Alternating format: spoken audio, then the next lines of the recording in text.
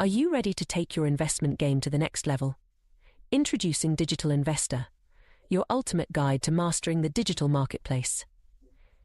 Whether you're a seasoned pro or just starting out, Digital Investor brings you cutting-edge game theoretical strategies, expert insights, and real-time tips and tactics to analyze, evaluate, invest, and grow your wealth. Don't miss out on the digital revolution. Visit www.nickblacknex.com and start your journey with Digital Investor today.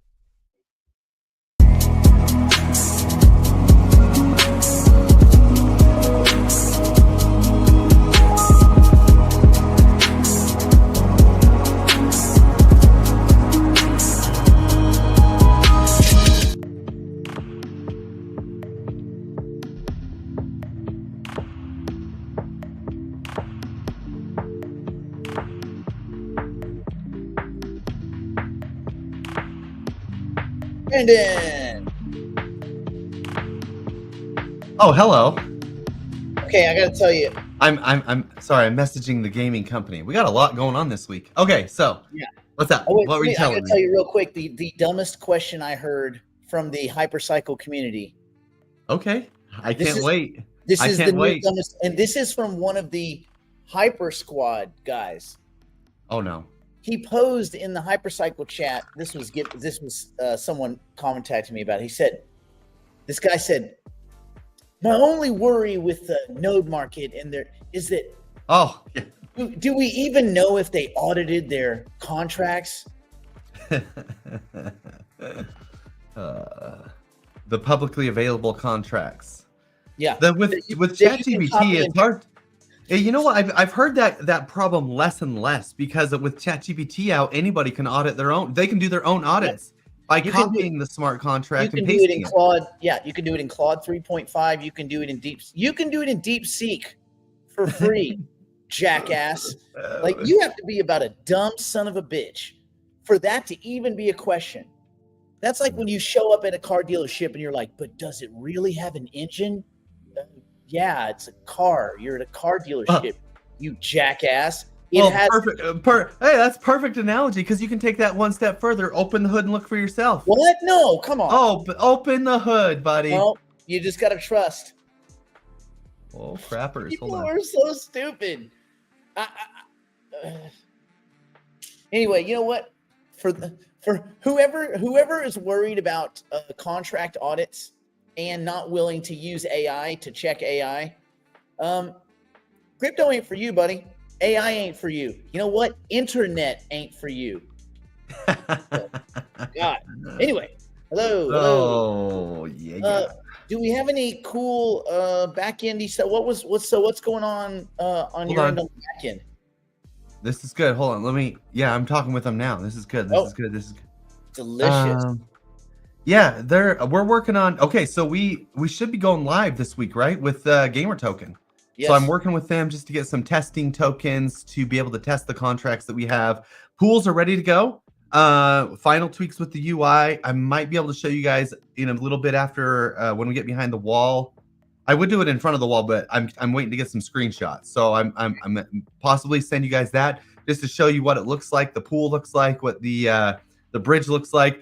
We've moved from our guys have moved from just doing like the normal bridge, which typically if you do a secondary like an ERC20, so if you're not doing ETH happens pretty quickly on base. If you bridge from ETH, it's like 3 minutes. But if you bridge a token where we're doing the ETH ERC20 to an ERC20, if you use base, sometimes it takes 15 to 30 minutes to do the bridge.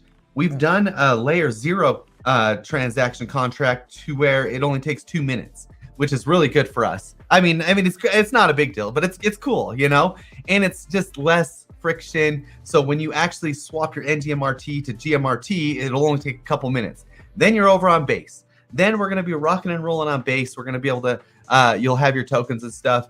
We won't have Base Network live on Node Market yet. That's going to be coming with the integration of Hypercycle. So that's going to take a little while because switching over to that is a lot. We have on Node Market, I don't know if you guys know this, but there's over now like almost 40,000 lines of code that you have to go, and you can't just copy paste them. you have to go change functions in there when you're dealing with a new network. So, I mean, there's a lot of code to go through.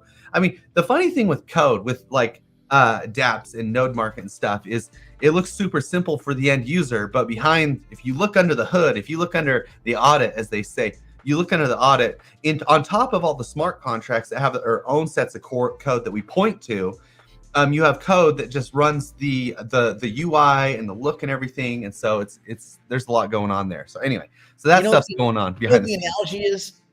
The analogy is Flintstones on the outside, Jetsons on the inside. Yes, 100%. Which is the opposite of ASI, which is Jetsons on the outside, Flintstones on the inside. Oh, do we want to talk that ASI, man? Dude, what's going on? Those guys know how to S the bed, do they not? The downfall, the initial fetch was fine. The downfall, I don't even know if fetch was fine. You know, we're running into a world of AI where if you're not first, you're last almost. You know what I mean? Like if you're not way ahead of the curve, then you're toast. Yeah, although I will mention the Super Bowl ad. I think ChatGPT kind of crapped the bed on their Super Bowl ad. I think they actually used ChatGPT to make their Super Bowl ad, and it shows. They failed miserably. They're getting so much hate. Oh, it's so bad. It's so clunky. It's like, dude, what did you even pay for? I know you got money to burn, but what did you even pay $5 million for? You know, you didn't teach anybody what you're doing. You didn't teach anybody how to use ChatGPT. You showed some dots from the 70s and called it a day. It's like they probably used ChatGPT to make their ad, which is a fail. Anyway, that's besides. I didn't watch the game. Was there any good ads? No, I was actually hoping for some good ads. You saw the ChatGPT one. I was hoping for some crypto ads. I had heard a rumor that Elon Musk paid for some advertising. I didn't see that. The game itself, we had like a bunch of people. We had like 40 people over, but like, I don't really care much about football too much, but we'll watch the game. We'll hang out with friends and stuff. So it was fine. But yeah, it was good. It was good. But yeah, we had a lot of people up in here. It was busy. The Hypercycle dev, he's not a dev. He's not a developer. He doesn't write code. I don't know why he calls himself a dev. He's not a dev. He admitted to me he wasn't a developer. What developer? Yeah, I can go to Wix and I can make a web. I guess I'm a developer then. You know what? Never mind. We're both developers. All of us. Everybody here's a developer. Okay. Anyway, yeah. We don't know what's going on with Howard. We haven't heard from Howard. I heard it. Yeah. I hope he's okay. I hope he's okay. Some interesting things. Okay. Did you have any more back end you want to talk about? No. That's good. Oh crap. I asked ChatGPT a question yesterday and it couldn't answer. I asked Grok the same question and it had an answer. Oh well. Well, yeah. I mean, if they're different. I mean, there's also like 8 different models in ChatGPT. If your ChatGPT is 4.0, 4 mini, 3 mini, 3 mini high, 3 high research, the 01 model, the 03 model, like there's a lot. I'm getting them wrong, but there's like 6 or 8 different models in there. You gotta start using the right model for the right kinds of queries. So it's still not one stop. It's in the future. Again, I think you'll just be using an interface, and it will go and pilfer the models for the best answer, and it will probably curate the best 3-4 answers for you, and then just deliver those, and then summarize those, and then summarize those into letters and dots, and beam those into your brain, or it'll already be happening in your brain, and you won't even ask questions. So to ask questions of questions is silly. Okay. So merging of nodes and losing the tilling wouldn't be necessary considering the low fees of base. Never have to worry about GUI. Well, merging of nodes. Yeah, I don't think you need to merge. You could, but it would be so cheap to do it. So, but anyway, there'll be more as we get closer to all of that. All right. Yeah, I don't watch football at all. Like, at all.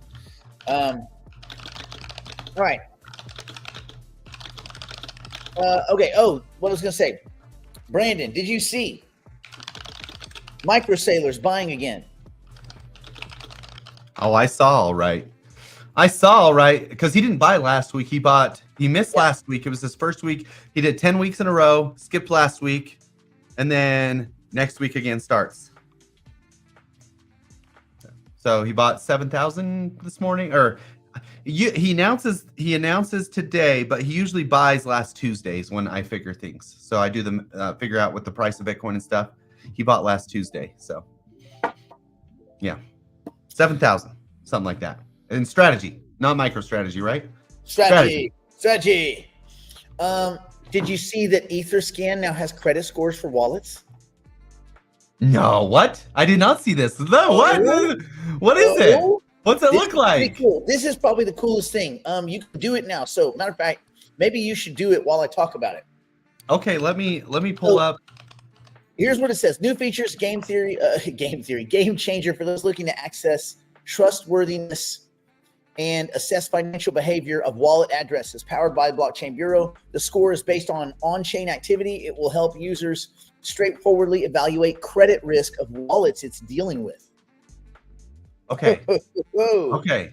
Is it live? Okay, I'm just looking all over the place. Where is it live? So to check a wallet score, go to the web. Cards. I see it. Yes. Oh, let me share my screen while I learn this new feature altogether. It's loading. It's still loading. Oh, it's loaded. Oh, wow. Okay. So this is a wallet. Yeah. So 639 credit score, low risk. Is that one of yours? Good?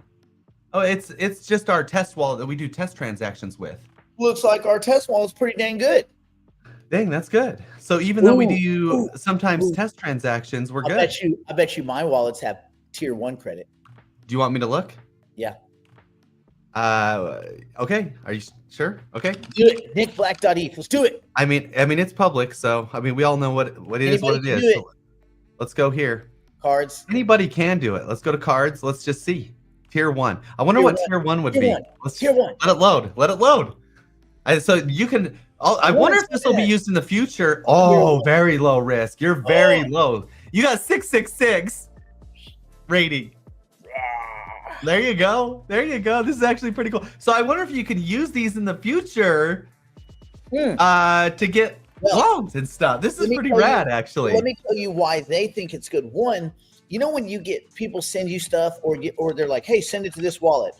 And you could check the wallet and be like, that's a sketchy ass wallet. I might be dealing with a fraudster. Or it gives you a clear picture of how a particular address behaves on the blockchain.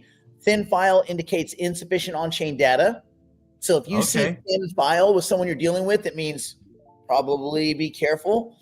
Ultra low risk suggests the wallet has demonstrated consistent, reliable behavior. Now, here's some other cool things. With the credit score feature, it's easier to make informed decisions when interacting with wallets or making transactions, especially in the case of airdrops or token. Interesting. Drops. So if you found, you got an airdrop, you could check that wallet and see, is this a scammy wallet or is this legit? Like, what's the history of it? You can kind of, check their credit score before interacting. It doesn't mean that those tokens are safe, by the way. It just means it's another way to find out, what's going on. So claimable airdrops that could provide financial opportunities. You could browse an address's collection of assets, detect potential risk, look at the other tokens that they've dealt with and that they owned. So you could see if there's some shenaniganery going on. You can view on-chain attestations, look for yield opportunities, idle stable coins, track DAO activity, including governance scores, votes, proposals. It's pretty cool. This is the next step for lending. Dude, this has a lot of data too. Like, obviously these are all advertisements too. But I mean, this is better than what you get in a credit bureau, and it's effing free. Free. This is so cool. I mean, I don't like that they didn't match it with the credit bureaus because 666 would actually be not good credit, and here it is good credit. I know. Yeah, they should have matched at 800. What is it, 850? 850, yeah. Yeah. Ooh. You can go claim $3 somewhere. 1 inch. That's not worth it. $3. $3 per inch. $3 it is. I was about to make a dirty joke, but I didn't do it. Oh, jeez. Oh my gosh. And I'll tell you one other thing. Well, this credit score thing's too, it's good, but it also rolls into our next thing, and that is that apparently, because of all of the ass handing that everybody got the last couple of weeks, you know, the what do you go the tariff wars of February 3rd to February 3rd. Oh, yes. Apparently, the market has become, at least recently, more intelligent. Just in the time it took those guys to all get whacked out that last 9 to 10 days, that has been enough to raise the aggregate intelligence, and the purchase investor interest has shifted. It has shifted towards, you know, the bull crap of RWA, which isn't a new thing, but anyway, but DeFi. So it's shifted away from meme coins to DeFi, except for the TST launch, which you heard about that. No. What's TS? No.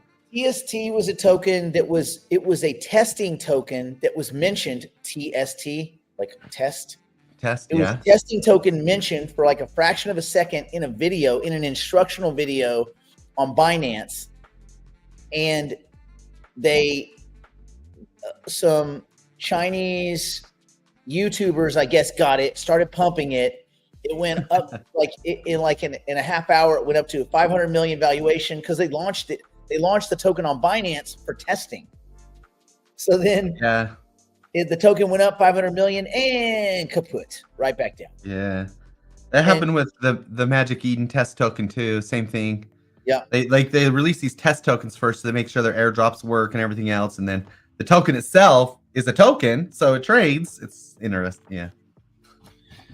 So I thought that was funny. And then of course CZ comes out, you know, former CEO, and he says, okay, there may be some problems with the way that Binance lists assets. The list.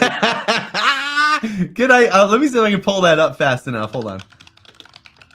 Yeah, he was saying there's area for improvement, is what he's saying. Area for improvement. He also claimed he's never. I got it. He also claimed he's never owned a single meme coin nor a single NFT. I don't think that's accurate, but that's fine. Here we go. This is their Binance listings. This is everything they've listed in 2025.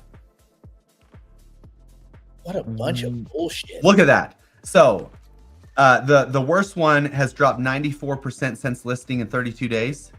The actual best performer has only dropped 75% since they listed it. Killing in 11 days. Killing it. So when he says there may be a problem with our listings, there may be a problem with our vetting process. Because that's where you're working if you invested in these. And that's where you'll be working if you invested in these. Whoever made this, oh my gosh, I saw this. I'm like, yeah, that's about right, dude. That's about right. Oh, what a dick punch that is. Dude, can you imagine? Oh. I mean, here's the problem. Whenever we make fun of meme coins and stuff like that, it's cool. When meme coins are going up, you always get people that say, well, I ain't hating these gains though. And they start talking about meme coins the way you would talk about, you know, legitimate real investments with fundamentals. And I get it. In crypto, there's not a lot of fundamentals to go on, but you can make some arguments for some assets that there's some fundamental valuation for it. What you can't do is make those same arguments for meme coins any more than you can for the lottery machines. The little fruit machines at the casinos. Slot machine, right? Slot machine. You can't. That's not like you're like, listen, what we're gonna do? We're gonna raise a bunch of money. We're gonna go in and play the slots till we're bankrupt. Yeah, we are. We're rich. Like what? Who's gonna give you money? Well, trust me, buddy. Trust me. I like this slot machine over here. I'm bullish on the pig with wings slot machine. What the hell are you talking about? So it's those things are non sequitur. They don't gel. So yeah. Oh God. Did anyone pay attention to Dave Portnoy was pumping adding liquidity throughout the throughout the game. I mean, Portnoy he's got to be pretty careful. He doesn't end up going to prison. Matter of fact, some people were telling him, "Hey, buddy, are you sure you know what you're doing?" Because he was pumping tokens and telling people he was going to pump them, and then he was rug pulling them and all this kind of stuff. Like, buddy, you got to be very careful you don't get yourself in the crosshairs. Like, I don't know, man. He's not a very sharp guy. I've heard him talk before, and some of the guys that I've heard on YouTube are actually pretty sharp, and I just don't like them. With him, I actually kind of like him as a person because he's kind of funny, but he is dangerous. He is a dumbass, and so that's the unfortunate. Like, that dude, I would definitely have him come over and hang out at the house. He could come hang out with us. He's not a crook. He's an idiot, and he need to be careful. Dave, buddy, you got to be careful. About to get your ass. Yeah. About to get your ass indicted. About to get Haley'd. You want to get Haley'd? You don't want to get Haley'd. Don't get Haley'd. I think that little girl was taken advantage of a little bit. I actually think she was too dumb to know what was going on a little bit too. She's too dumb to know what's going on now after it's been explained. Yeah, I know. I feel like they would rug pull. Bitch, you don't know what a rug pull is. You don't know what a rug is. You don't know what a swimming pool is, you hillbilly. The problem with half these little mini celebs or whatever, they learn about meme coins 2 days before they launch a meme. They learn about crypto 4 days before they launch a meme coin. You know, it's like, while they're launching it. While they learn about it while they're launching it. Yes. Yeah. Hold on. GMRT, hold on. What's that? What we got? We got some. Oh no, I got to message them real quick. Hold on. Okay. So anyway, I think we are still in a bull market. When we go behind the wall here in a second, we will obviously look at things in the market. I have some thoughts on some transitions out of some stuff into some stuff. I can tell you what the out of is. Out of fetch. What do you think, Brandon? Real quick before we go behind the wall, what do you? Oh, think, this is before behind the wall. Okay, go ahead. What do you think is there any future in ASI? So, you all know where I stood with Fetch a year ago. You know, I believed Fetch was like probably my top 3 asset, right? And so when I say this now, it comes with a little bit of pain, but the things have shifted in the market. I don't think that the team is the same anymore. The team has been introduced to a little bit of corruption, greed, and bad tokenomics. And with those bad tokenomics and the ability to basically print money out of thin air, they've turned into rug pullers. They're slow dumping on the market, regardless of what you think is happening or what you see happening. And it sucks because I had a decent amount of tokens. I could have dropped at $3, and now I still have some at 70 cents. I've been dwindling out of it and swapping into Jupiter and some other things that I feel were better, like JLP, Jupiter, and some other stuff. So whatever, along the way, mistakes were made in my belief, and I screwed up. And so right now, if I was looking at it, I would definitely not invest in ASI. That's not something I'd get into. Oh, I think we're well past investing in it. I swapped. So my son, my kid, my wife, they had some tokens in Fetch, and 2 weeks ago, I finally, all of them gone. I told them we're getting in something else, and they got in something else, and it did really well. Like they got out of Fetch at $1.20, they got into Jupiter at 80 cents. Perfect. Okay, good for them. Yeah, they're good. They made a swap. And I'm happy with it, and I'm good with that, and good with that swap, you know, and we can talk more about the details of all that behind the wall, but yeah. I don't. What's your thoughts? They become a rug factory, and they're a non-apologetic rug factory. So there's nothing if you read about what they're doing, if you follow nothing they're doing is real. It's all bullshit. And it's not even on the science end of it, it's bullshit. They are not competitive. They're just not. They're not even innovative. And which is frustrating because Ben has been, the face of AI was really a handful of people, and Ben. And he was always kind of like that kind of cool, kind of wild guy, the super genius. The other people that are kind of at the head of AI, at least the public ones for the last, say, 20 years, they're not really, they didn't seem as intellectually sophisticated as Ben. I always thought Ben was just so much smarter than the rest of us that we just couldn't get it. And we're like, well, you know what? We just have to try to keep up as much as we can. I was wrong. He is really intelligent. He has apparently traded in maybe he has a different hat, because there was the one hat that was the camouflage hat where he was really smart for like 20 years. And maybe he traded that hat for the scammy hat, because if you're not corrupt, I don't think Ben himself, he's not corrupt, right? He's not a rug puller. But if you know what's going on, you can't be that smart and that stupid at the same time. If you're that smart and you see people around you behaving in a way that's scrupulous and sketchy and like borderline criminal, and you let them do it, you're part of the conspiracy. That's how a conspiracy works. So you can't be like, oh, well, that's just Mario being Mario. He's your dude, bro. He's the guy you put in control of this freaking counterfeiting operation. So it is his fault. He is the face. The buck stops with him. Mario, no one's surprised that Mario's a creep. Mario's always been a creep. You know what? I'm not even a hater. At least Mario didn't change his colors. Mario's been the same. He's a scummy accountant who will steal everything out of your pocket. So what? At least it started that way, and he will die that way. Probably a great rich life from scamming people. But Ben and the rest of the scientists surrounding themselves with too many Marios, too many Davids, too many Janets, too many effing snakes.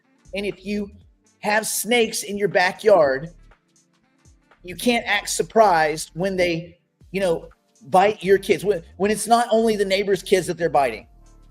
Like wake up. So he traded everything. And so if you're part of a group of scumbags, you're a scumbag. So he's become a scumbag. It sucks. I keep thinking that he'll break away from all that, but he can't now. He's so entrenched. It's ridiculous.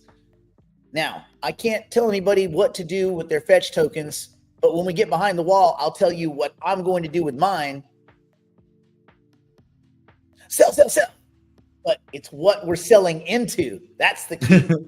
That's what we're selling into and how much and when and what second. Yeah.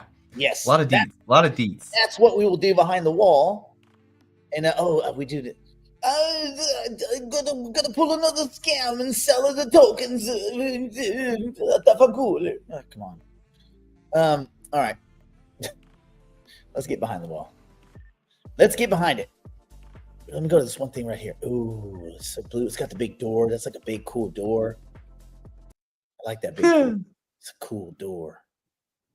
Going behind the proverbial wall now to continue the broadcast privately for the digital investors and digital private clients.